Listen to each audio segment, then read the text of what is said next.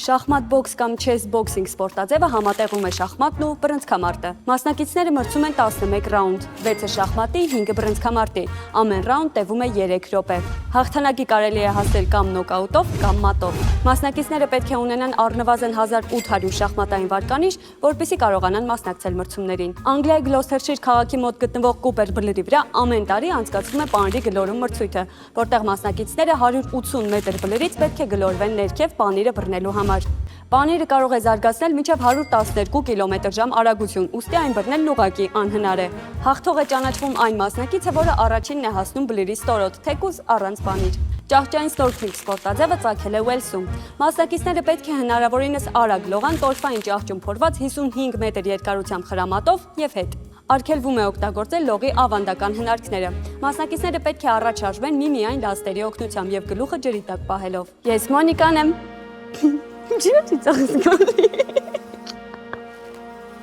Ես Մոնիկան եմ, մինչ նոր հանդիպում։